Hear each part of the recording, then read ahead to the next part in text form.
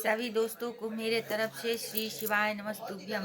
जैसा कि मैं बताई थी कल आप लोग को 17 अध्याय श्री भागवत का सुनाई थी। आज मैं अष्टोदश अध्याय हिंदी में सुनाऊंगी। प्लीज़ आप लोग लाइक जरूर कीजिए, अच्छा लगे तो कमेंट भी करिए। चलिए आप लोग बने रहिए मेरे साथ। मैं श्रीमद् भागवत का अष्टोदश अध्याय आपको सुनाने जा रही हूँ। अर्जुन बोले, हे महाबहो, हे अंतर्यामिनी, हे वासुदेव, मैं संन्यास और त्याग के तत्व को पृथक पृथक जानता हूँ। श्री भगवान बोले, कितने ही पंडित जन तो काम्य कर्मों के त्याग को संन्यास समझते हैं तथा दूसरे विचार कुल पुरुष सब कर्मों के फलों के त्याग को त्याग समझते हैं। कई एक विद्वान ऐसा कहते हैं कि कर्म पात्र दोष युक्त है, इसलिए त्यागने के योग्य है, और दूसरे विद्वान यह कहते हैं कि यज्ञ दान और तप रूप कर्म त्यागने योग्य नहीं है। हे पुरुष श्रेष्ठ अर्जुन, संन्यास और त्याग इन दोनों में से पहले त्याग के विषय में तू मेरा निश्चय सुन, क्योंकि त्याग सात्विक राजस और तामस भेद से 3 प्रकार का कहा गया है।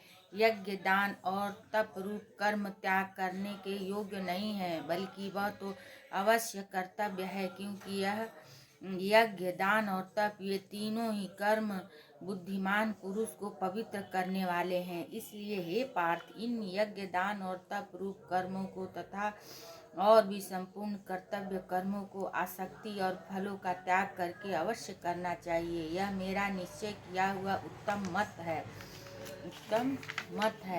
त्याग करना उचित ही है, परंतु नियत कर्म का स्वरूप से त्याग करना उचित नहीं है। इसलिए मोह के कारण उसका त्याग कर देना तामस त्याग कहा गया है। जो कुछ कर्म है वह सब दुख रूप ही है, ऐसा समझकर यदि कोई शारीरिक क्लेश के भय से कर्तव्य कर्मों का त्याग कर दे तो वह ऐसा राजस त्याग करने के त्याग के फल को किसी प्रकार भी नहीं पाता। कम करो। हे अर्जुन, जो शास्त्र विहित कर्म करना कर्तव्य है, इसी भाव से आसक्ति और फल का त्याग करके किया जाता है, वही सात्विक त्याग माना गया है। जो मनुष्य अकुशल कर्मों से तो द्वेष नहीं करता और कुशल कर्मों में आसक्त नहीं होता, वह शुद्ध सत्व गुण से युक्त पुरुष संशय रहित बुद्धिमान और सच्चा त्यागी है। क्योंकि शरीरधारी किसी भी मनुष्य के द्वारा संपूर्णता से सब कर्मों का त्याग किया जाना शक्य नहीं है, इसलिए जो कर्म फल का त्यागी है वही त्यागी है, यह कहा जाता है। कर्म फल का त्याग न करने वाले मनुष्य के कर्मों का तो अच्छा बुरा और मिला हुआ ऐसे 3 प्रकार का फल मरने के पश्चात अवश्य होता है, किंतु कर्म फल का त्याग कर देने वाले मनुष्य के कर्मों का फल किसी काल में भी नहीं होता है। हे महाबहो, संपूर्ण कर्मों की सिद्धि के ये 5 हेतु कर्मों का अंत करने के लिए उपाय बतलाने वाले सांख्य शास्त्र में कहे गए हैं, उनको तू मुझसे भली भांति जान। इस विषय में अर्थात कर्मों की सिद्धि में अधिष्ठान और कर्ता तथा भिन्न भिन्न प्रकार के करण एवं नाना प्रकार की अलग अलग चेष्टाएं, और वैसे ही 5वां हेतु देव मनुष्य मन वाणी और शरीर से शास्त्रानुकूल अथवा विपरीत जो कुछ भी कर्म करता है उसके ये 5 कारण हैं। परंतु ऐसा होने पर भी जो मनुष्य अशुद्ध बुद्धि होने के कारण उस विषय में यानी कर्मों के होने में केवल शुद्ध रूप आत्मा को कर्ता समझता है, वह मलिन बुद्धि अज्ञानी अर्थात नहीं समझता है। जिस पुरुष के अंतःकरण में कर्ता मैं करता हूँ ऐसा भाव नहीं है तथा जिसकी बुद्धि सांसारिक पदार्थों में और कर्मों में लिपा यह मान नहीं होती, वह पुरुष इन सब लोगों को मार कर भी वास्तव में न तो मारता है और न पाप से बनता है। ज्ञाता ज्ञान और ज्ञेय ये 3 प्रकार की कर्म प्रेरणा है और कर्ता, करण तथा क्रिया ये 3 प्रकार का कर्म संग्रह है। गुणों की संख्या करने वाले शास्त्र में ज्ञान और कर्म तथा कर्ता गुणों के भेद से 3-3 प्रकार के ही कहे गए हैं। उनको भी तू मुझ में भली भांति सुन। जिस ज्ञान से मनुष्य पृथक पृथक सब भूतों में एक अविनाशी परमात्मा भाव को विभाग रहित समभाव से स्थित देखता है, उस ज्ञान को तू सात्विक ज्ञान जान। किंतु जो ज्ञान अर्थात जिस ज्ञान के द्वारा मनुष्य संपूर्ण भूतों में भिन्न भिन्न प्रकार के नाना भावों को अलग अलग जानता है, उस ज्ञान को तू राजस जान। परंतु जो ज्ञान एक कार्य रूप शरीर में ही संपूर्ण के सदिश आसक्त है तथा जो बिना युक्ति वाला तात्विक अर्थ से रहित और तुच्छ है, वह तामस कहा गया है। जो कर्म शास्त्र विधि से नियत किया हुआ और कर्तापन के अभिमान से रहित हो तथा फल न चाहने वाले पुरुष द्वारा बिना राग द्वेष के किया गया हो, वह सात्विक कहा जाता है। परंतु जो कर्म बहुत परिश्रम से युक्त होता है तथा भोगों को चाहने वाला पुरुष द्वारा या अहंकार युक्त पुरुष द्वारा किया जाता है, वह कर्म राजस कहा जाता है। जो कर्म परिणाम, हानि, हिंसा और सामर्थ्य को न विचार कर केवल अज्ञान से आरंभ किया जाता है, वह तामस कहा जाता है। जो कर्ता संग रहित अहंकार के वचन न बोलने वाला, धैर्य और उत्साह से युक्त तथा कार्य की सिद्धि होने और न होने में हर्ष शोकादि विकारों से रहित, वह सात्विक कहा जाता है। जो कर्ता आसक्ति से युक्त कर्मों के फलों को चाहने वाला और लोभी है तथा दूसरों को कष्ट देने के स्वभाव वाला, अशुद्धाचारी और हर्ष शोक से लिप्त है, वह राजस कहा गया है। जो कर्ता अयुक्त शिक्षा से रहित, घमंडी, धूर्त और दूसरों की जीविका का नाश करने वाला तथा शोक करने वाला, आलसी और दिग्सूत्री है, वह तामस कहा जाता है। हे धनंजय, अब तू बुद्धि का और गीतिका का भी गुणों के अनुसार 3 प्रकार का भेद मेरे द्वारा संपूर्णता से विभाग पूर्वक कहा जाने वाला सुन। हे पार्थ, जो बुद्धि, प्रवृत्ति मार्ग और निवृत्ति मार्ग को, कर्तव्य और अकर्तव्यों को, भय और अभय को तथा बंधन और मोक्ष को यथार्थ जानती है, वह बुद्धि सात्विकी है। हे पार्थ, मनुष्य जिस बुद्धि के द्वारा धर्म और अधर्म तथा कर्तव्य और अकर्तव्य को भी यथार्थ नहीं जानता, वह बुद्धि राजसी है। हे अर्जुन, जो तमो गुण से घिरी हुई बुद्धि अधर्म को भी यह धर्म है ऐसा मान लेती है तथा इसी प्रकार अन्य संपूर्ण पदार्थों को भी विपरीत मान लेती है, वह बुद्धि तामसी है। हे पार्थ, जिस अभिचारिणी धारण शक्ति से मनुष्य ध्यान योग के द्वारा मन, प्राण और इंद्रियों की क्रियाओं को धारण करता है, वह धृति सात्विकी है। परंतु हे पृथापुत्र अर्जुन, फल की इच्छा वाला मनुष्य जिस धारण शक्ति के द्वारा अत्यंत आसक्ति से धर्म, अर्थ और कामों को धारण करता है, वह धारण शक्ति राजसी है। हे पार्थ, दुष्ट बुद्धि वाला मनुष्य जिस धारण शक्ति के द्वारा निद्रा, भय, चिंता और दुख को तथा उन्मत्तता को भी नहीं छोड़ता अर्थात धारण किए रहता, वह धारण शक्ति तामसी है। हे भरत श्रेष्ठ, अब 3 प्रकार के सुख को भी तू मुझसे सुन। जिस सुख में साधक मनुष्य भजन, ध्यान और सेवादि के अभ्यास से रमण करता है और जिससे दुखों के अंत को प्राप्त हो जाता है, ऐसा सुख है। वह आरंभ काल में यद्यपि विष के तुल्य प्रतीत होता है, परंतु परिणाम में अमृत के तुल्य है। इसलिए वह परमात्म विषय बुद्धि के प्रसाद से उत्पन्न होने वाला सुख सात्विक कहा गया है। जो सुख विषय और इंद्रियों के संयोग से होता है, वह पहले भोग काल में अमृत के तुल्य प्रतीत होने पर भी परिणाम में विष के तुल्य है, इसलिए वह सुख राजस कहा गया है। जो सुख भोग काल में तथा परिणाम में भी आत्मा को मोहित करने वाला है, वह निद्रा, आलस और प्रमाद से उत्पन्न सुख तामस कहा गया है। पृथ्वी में या आकाश में अथवा देवताओं में तथा इसके सिवा और कहीं भी ऐसा कोई भी सत्व नहीं है जो प्रकृति से उत्पन्न इन तीनों गुणों से रहित हो। हे परम तप, ब्राह्मण, क्षत्रिय और वैश्यों के तथा शूद्रों के कर्म स्वभाव से उत्पन्न गुणों द्वारा विभक्त किए गए हैं।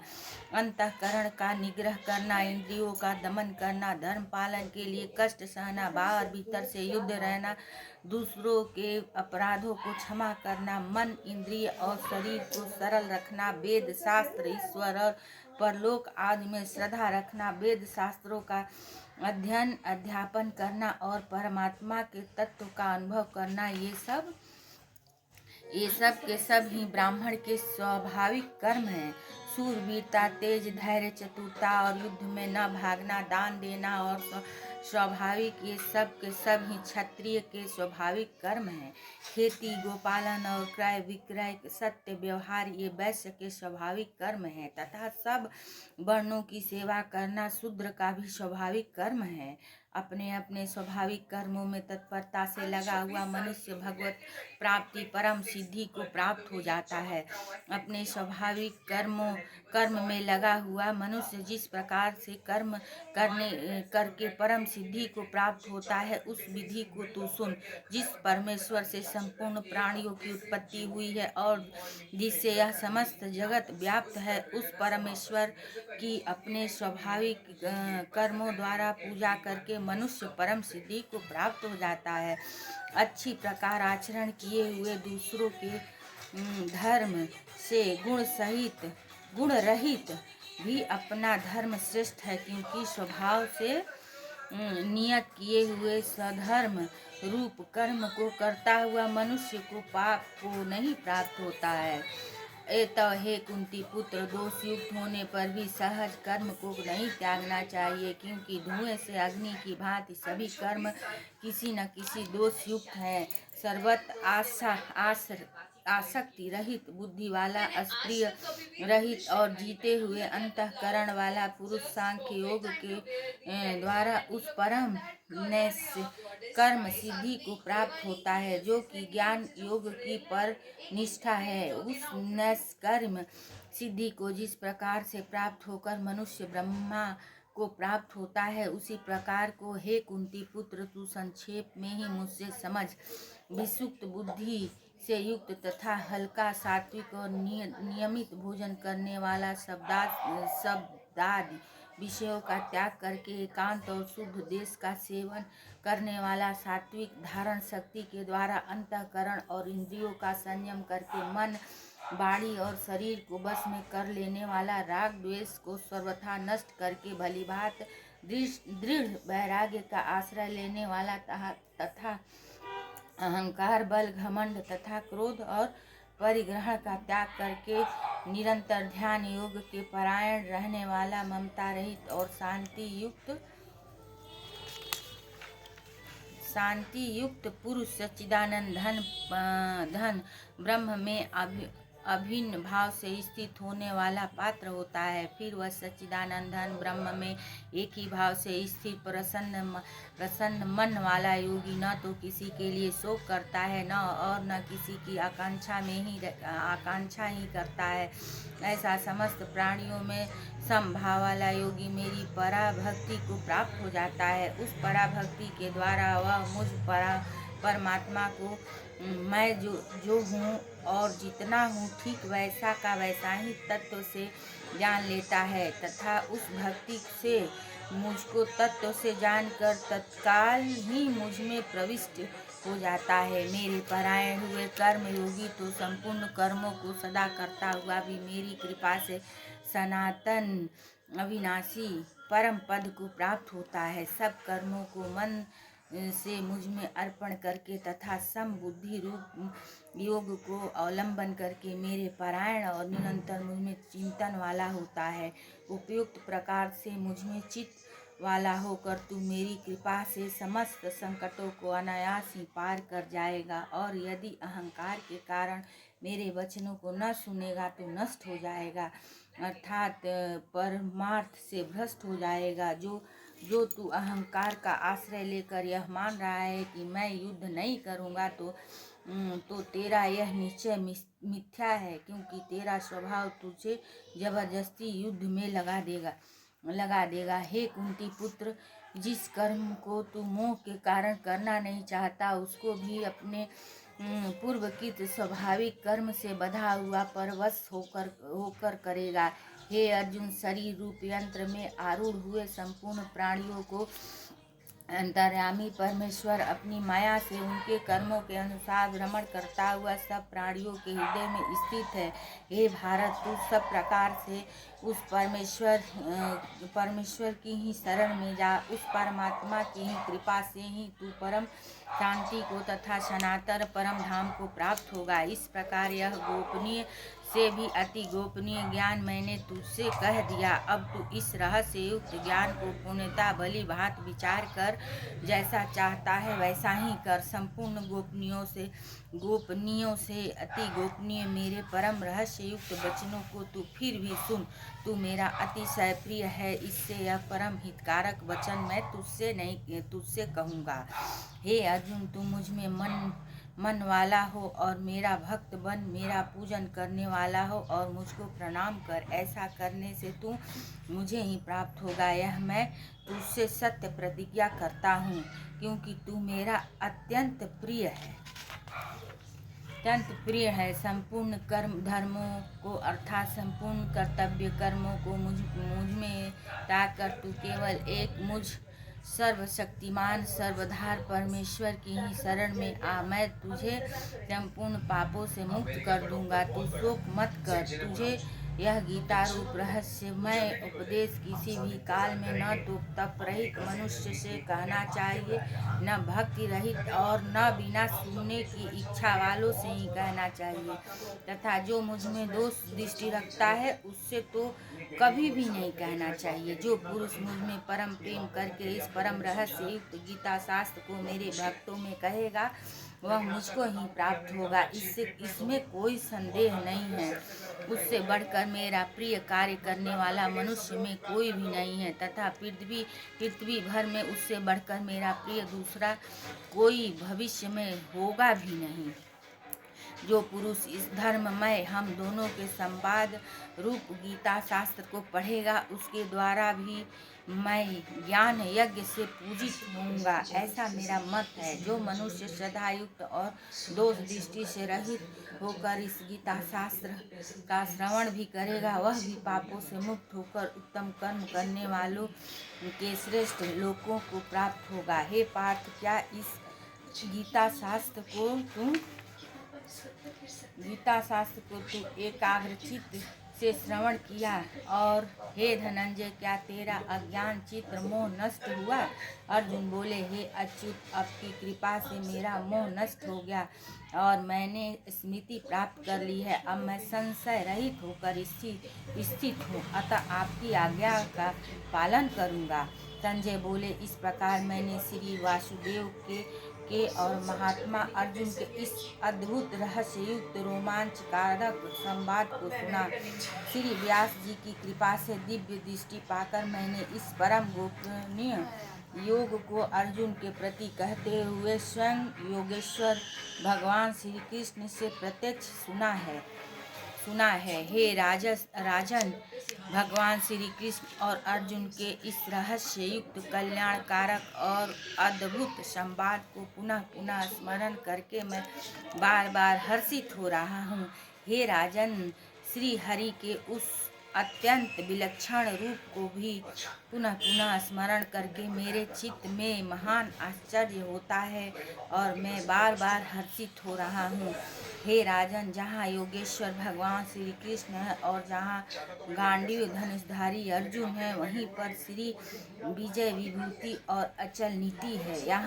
यह ऐसा मेरा मत है। श्री विजय विभूति और अचल नीति है, ऐसा मेरा मत है। अष्टम अध्याय समाप्तः। ऐसा मेरा मत है। जय श्री भागवत भगवान की जय। अब मैं कल आप लोग को, आज अष्टोदशम अध्याय समाप्त हो गया, आप लोग को मैं श्रवण कराई। अब कल जो है नामाष्टोदशो अध्याय मैं सुनाऊंगी। भागवत भगवान की जय। श्री भागवत आप लोग दर्शन कीजिए। भागवत भगवान की जय। श्री भागवत भगवान की जय।